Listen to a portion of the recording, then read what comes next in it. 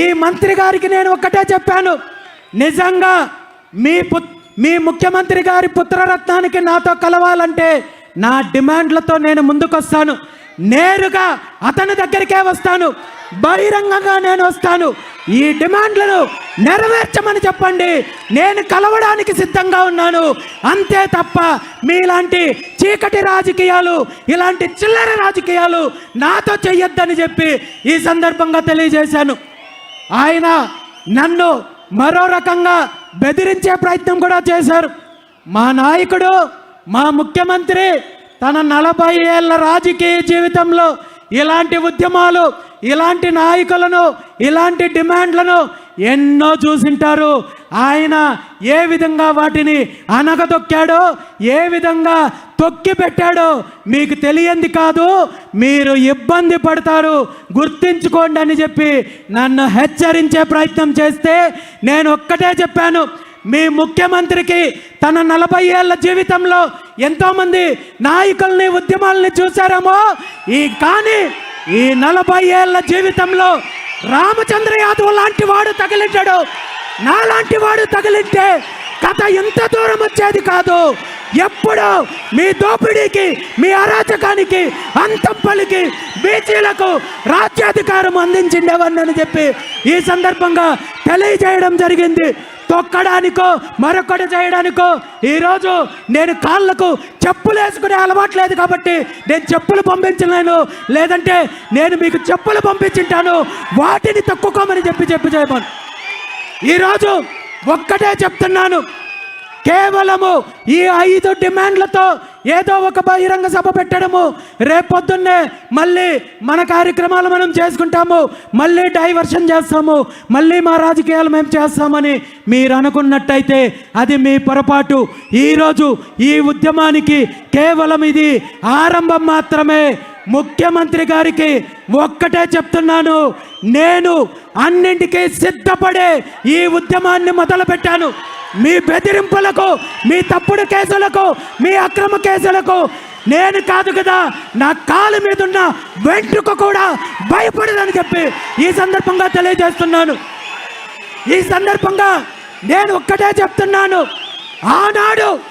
ఆనాడు శ్రీకృష్ణ భగవానుడు న్యాయంగా ఉన్న, న్యాయం వైపు నిలిచిన పాండవుల కోసము రాయబారం వెళ్తూ కురుక్షేత్రానికి ముందు కౌరవుల వద్దకు రాయబారం వెళ్ళి న్యాయంగా సగం రాజ్యం ఇవ్వమన్నాడు.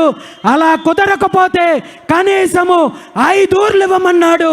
ఆ 5 ఊర్లు ఇవ్వలేదు కాబట్టి కురుక్షేత్రం జరిగింది, రాక్షస సంహారం జరిగింది. ఈరోజు నేను ఒక్కటే చెప్తున్నాను, ఈ రాష్ట్రానికి సంబంధించిన 5 న్యాయమైన డిమాండ్లను నెరవేర్చినట్టయితే ముఖ్యమంత్రి చంద్రబాబు నాయుడు గారు బీసీ ఉద్యమం యొక్క తీవ్రతను రుచి చూడాల్సి వస్తుంది. దీనికి మీరు బాధ్యత వహించాల్సి వస్తుంది.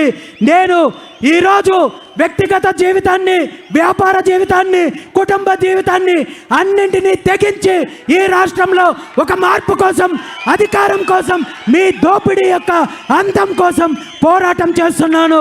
ఈరోజు బీసీల యొక్క ఉద్యమంలో ఈ 5 డిమాండ్లు సాధించడానికి మళ్ళీ సంవత్సరాల, దశాబ్దాలు కాలం గడవాల్సిన అవసరం లేదు.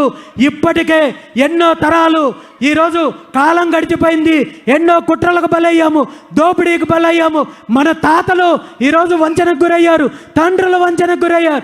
మనము ఈరోజు అదే పరిస్థితుల్లో ఉన్నాం.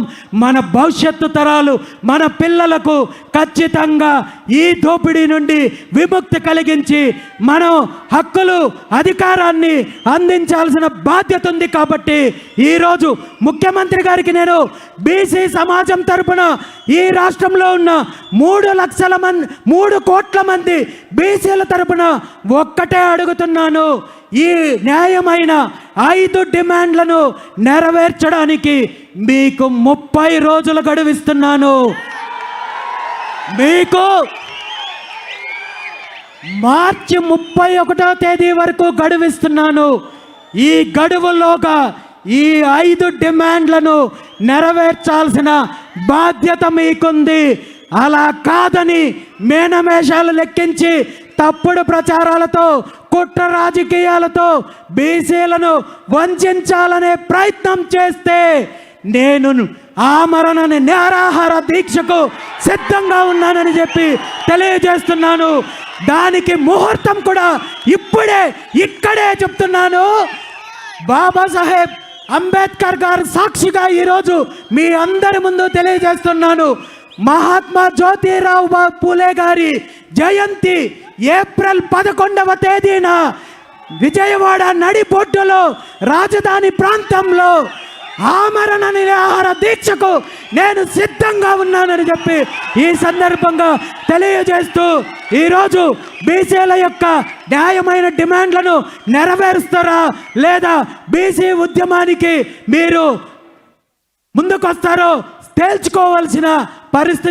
తేల్చుకోవాల్సింది ముఖ్యమంత్రి చంద్రబాబు నాయుడు గారని ఈ సందర్భంగా తెలియజేస్తూ ఇప్పటికైనా మీ కుట్ర రాజకీయాలని పక్కన పెట్టి ఈ 5 డిమాండ్ల విషయంలో స్పష్టంగా ముందుకు రావాలని చెప్పి ముఖ్యమంత్రి గారిని డిమాండ్ చేస్తూ భవిష్యత్తులో ఈ రాష్ట్రంలో ఉన్న అన్ని సామాజిక వర్గాలను కలుపుకుంటూ ఏకం చేసి ఐక్యత తీసుకొని వచ్చి మన ఆత్మగౌరవం కోసం అధికారం కోసం బీసీవై పార్టీ ఎలాంటి పోరాటానికైనా సిద్ధంగా ఉందని చెప్పి ఈ సందర్భంగా తెలియజేస్తూ ఈరోజు జరుగుతున్న కార్యక్రమానికి సహకరించిన ప్రతి ఒక్కరికి, ప్రత్యక్షంగా పరోక్షంగా సహకరించిన ప్రతి ఒక్కరికి ధన్యవాదాలు తెలియజేస్తూ ఈ కార్యక్రమం కోసము అహర్నిశలు కష్టపడిన బీసీవై కుటుంబ సభ్యులు, బీసీ నాయకులు, బీసీ వాదానికి మద్దతు ఇచ్చే ప్రతి ఒక్కరికి కూడా ధన్యవాదాలు తెలియజేస్తూ ఇది అంతం కాదు, ఆరంభం మాత్రమే. ఈ రాష్ట్రంలో మరో చరిత్ర రాయడానికి, మన యుగం ఆరంభం కావడానికి, మన శకం మొదలవ్వడానికి ఇది ఆరంభం అనే విషయాన్ని ఈ సందర్భంగా తెలియజేస్తూ మీ అందరికీ కూడా మరొక్కసారి ధన్యవాదాలు తెలియజేస్తూ జై హింద్, జై బీసీ, జై బీసీవై.